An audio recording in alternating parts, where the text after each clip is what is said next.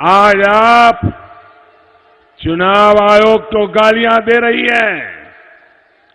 चुनाव प्रक्रिया और केंद्रीय सुरक्षा बलों को आप जम करके गालियां दे रही हो।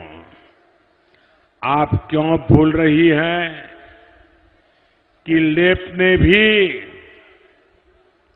आपके लिए ऐसी ही परिस्थितियां पैदा की थी और उस समय देश की संवैधानिक संस्थाओं ने ही बंगाल में निष्पक्ष चुनाव सुनिश्चित कराया था। अगर ये संवैधानिक संस्थाएं नहीं होती, केंद्रीय बल बंगाल में उतरे न होते, तो आज आप बंगाल की मुख्यमंत्री भी नहीं होती। ममता दीदी, देश के लोकतंत्र की मर्यादा आपके अहंकार से कहीं ज्यादा ऊंची है। हम पर, आप पर, इस देश के प्रत्येक जनप्रतिनिधि पर लोकतंत्र की रक्षा करने का भी दायित्व है। आपकी सत्ता जा रही है, आपकी जमीन खिसक चुकी है। पश्चिम बंगाल के लोगों ने आपको नकार दिया है। आपको भी इसका पूरा पता है। दीदी, इस सच को जरा स्वीकार कर लीजिए, हिंसा का रास्ता छोड़ दीजिए। आप दिन को रात कहने वाले और दिन को रात कहने लगेगी तो सच्चाई कभी भी बदल नहीं जाएगी। साथियों, दीदी को लगता था वो सुप्रीम पावर है, लेकिन बंगाल के जनगण ने बता दिया है कि सुप्रीम सिर्फ और सिर्फ ये मेरे बंगाल की जनता है।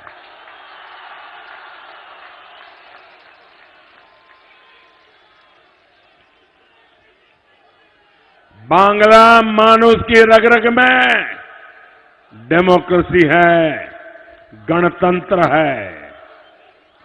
और इस बार तो आपका मुकाबला बीजेपी से नहीं, बल्कि 21वीं सदी के बंगाली युवा और युवतियों के साथ आपका मुकाबला हो रहा है। मोदी को गाली देने से आपको कुछ हासिल नहीं होगा। भाई और बहनों, दीदी और टीएमसी के नेताओं का अहंकार इतना बढ़ गया है कि उन्होंने देश की रक्षा में जुटे सपूतों को भी नहीं छोड़ा है। इनके नेता सरेआम धमकी देते हैं कि सुरक्षा कर्मियों को भगाओ, उनको मारो। यही तरीका जम्मू कश्मीर में पत्थरबाज अपनाते हैं।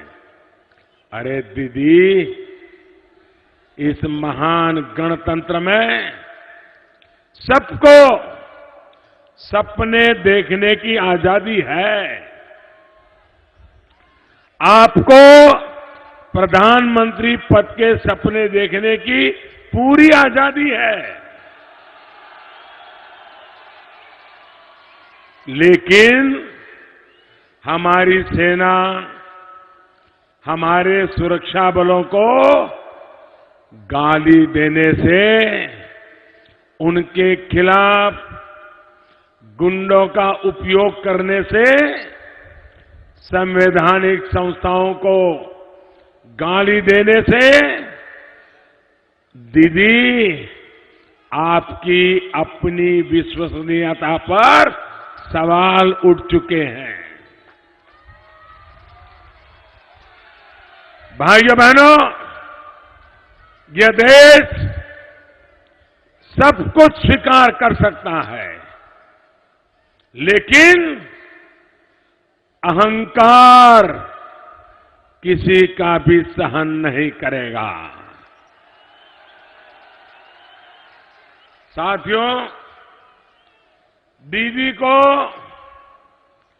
ये याद दिलाना भी जरूरी है, बिहार, पंजाब, उड़ीसा, उत्तर प्रदेश से अगर कोई यहां आया है तो वो अपनी आजीविका कमाने के साथ ही बंगाल के विकास में भी मदद करता है। दीदी, आपको यूपी, बिहार, उड़ीसा इन लोगों से समस्या है। आप उनके विरोध में खड़ी हो गई हो, लेकिन जो सीमा को लांघकर चोरी छुपे रात के अंधेरे में यहां आते हैं, उनसे आपको कोई समस्या नहीं है।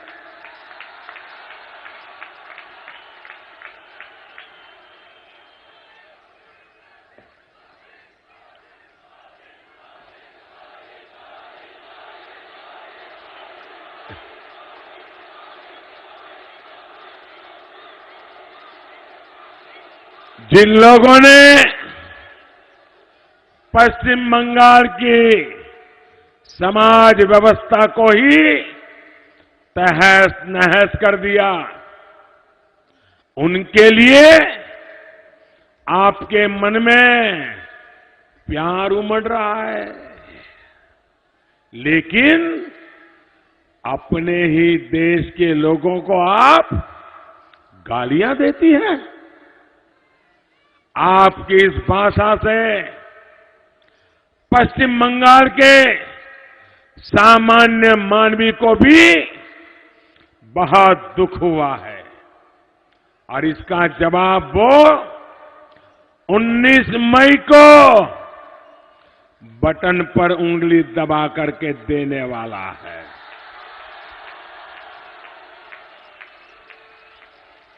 भाइयों और बहनों, दीदी को मैं याद दिला दूं, दीदी कान खोल के सुन लो।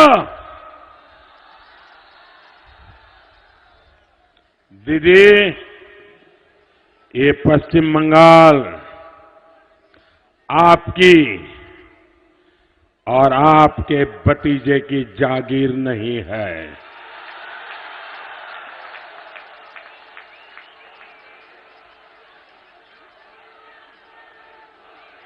दीदी, दोबारा बोलता हूं मैं, दीदी दोबारा सुन लो, ये पश्चिम बंगाल आपकी और आपके भतीजे की जागीर नहीं है। ये मां भारती का एक अटूट अंश है। गंगोत्री से लेकर गंगा सागर तक मां गंगा ने जब किसी से भेद नहीं किया, तो दीदी आप कौन होती हो भेद करने वाली?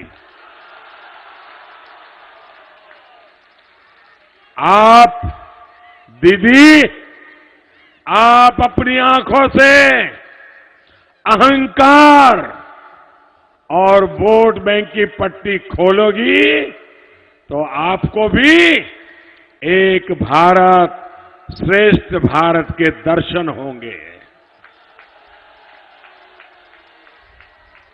इस भारत के अलग अलग रंगों को देखने की कोशिश करेगी तो शायद आपके अहंकार का चश्मा उतर जाएगा। भाइयों और बहनों, ये स्वामी रामकृष्ण परमहंस की धरती है। ये मां काली और प्रभु राम को पूजने वालों की भूमि है। दुष्टों का संहार करने और मर्यादा में रहने की सीख इस बंगाल के कण कण में समाहित है। लेकिन दीदी ने यहां क्या हालत बना दिए हैं। जो दुष्ट है, जो घुसपैठिए हैं, जो तस्कर है, वो मौज में है। लेकिन जो काली के भक्त है, जो राम के भक्त है, वो डर डर करके जीने को मजबूर है।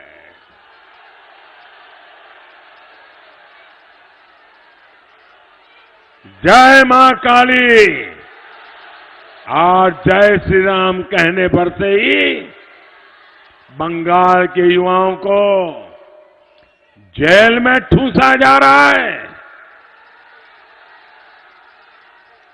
एक मजाक करने पर से ही बेटियों को जेल में भेजा जा रहा है।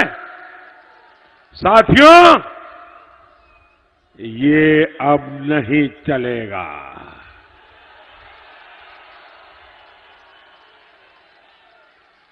तेईस मई को जब फिर एक बार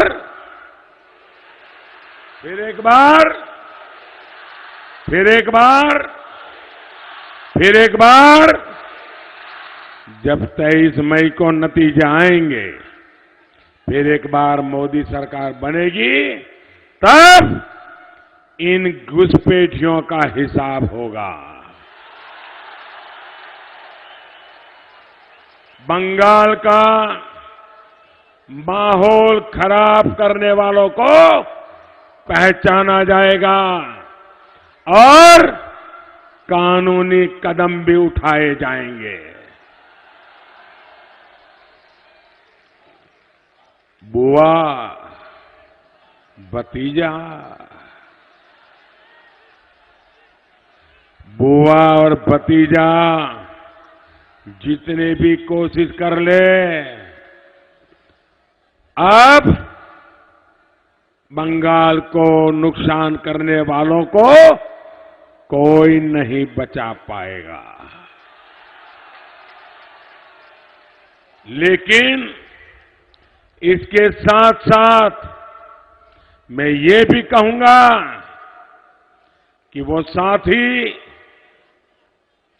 जो मंदिरों में जाते हैं, गुरुद्वारों में जाते हैं, चर्च में जाते हैं, पूजा पाठ की पद्धति के कारण जिनको घर बार छोड़कर दुनिया के अलग अलग देशों से भारत आना पड़ा है, मजबूरन आना पड़ा है, उन लोगों को मैं विश्वास दिलाता हूं, उनको चिंता करने की कोई जरूरत नहीं है।